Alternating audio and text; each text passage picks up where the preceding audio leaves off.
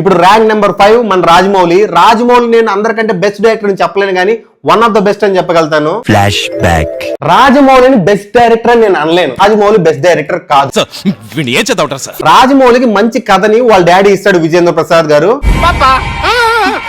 నువ్వేసిన ప్లానే కదా పాప. ఈయన అక్కడ ఇక్కడ చూసి సీన్లు బాగా డిజైన్ చేసుకుంటాడు.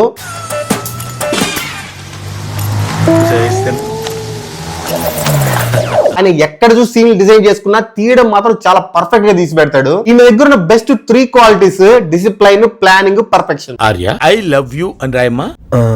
స్పెల్లింగ్ ఏం సార్?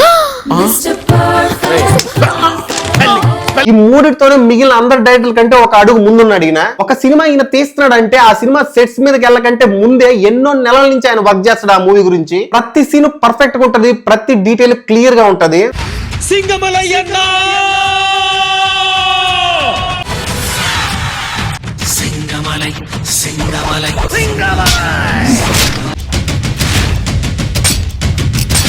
ఈయన్ని క్రియేటివ్ డైరెక్టర్, బ్రిలియంట్ డైరెక్టర్ అని అనలేం కానీ డిసిప్లైన్ అండ్ పర్ఫెక్షనిస్ట్ అనొచ్చు.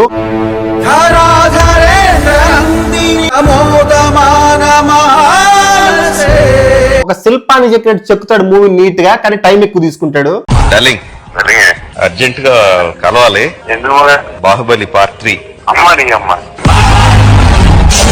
వీళ్ళు 5 మంది కాకుండా ఇంకొక డైరెక్టర్ ఉన్నాడు, ఆయనకి ర్యాంకింగ్ తో సంబంధం లేదు, రామ్ గోపాల్ వర్మ. ఇప్పటిదాకా చెప్పిన 5 మంది డైరెక్టర్లు ఇంకా చాలా మంది బెస్ట్ డైరెక్టర్స్ అంతా ఈయన వర్క్ చూసి ఇన్స్పైర్ అయ్యి వచ్చిన వాళ్ళే.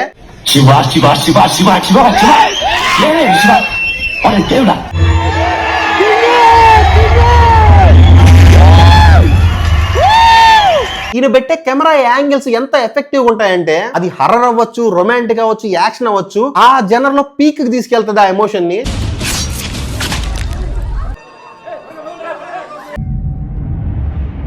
ఆయన శివ టైంలో ఆయన స్టైల్ ఆఫ్ మేకింగ్ ఎలా ఉందో ఇప్పటికే ఆయన స్టైల్ ఆఫ్ మేకింగ్ అలాగనే ఉంది. ఆయన మారలేదు, కానీ చూసి ఆడియన్ మారిపోయాడు. ఆడియన్ తగ్గట్టు రామ్ గోపాల్ వర్మ కూడా మారితే ఒక కొత్త రామ్ గోపాల్ వర్మ పుట్టొచ్చేమో ఆయన నుంచి. ఇప్పటిదాకా చెప్పిన డైరెక్టర్లు అందరూ నా పర్సనల్ ఒపీనియన్ ప్రకారం చెప్పిన డైరెక్టర్లు. మీకు ఏ డైరెక్టర్ ఇష్టమో ఆ డైరెక్టర్ కామెంట్ సెక్షన్ లో మెన్షన్ చేయండి. Please subscribe Bombay talkies for more videos. వీలైతే లాంగ్ వీడియోస్ కూడా చూడండి, మీ ఒపీనియన్ కామెంట్ చేయండి.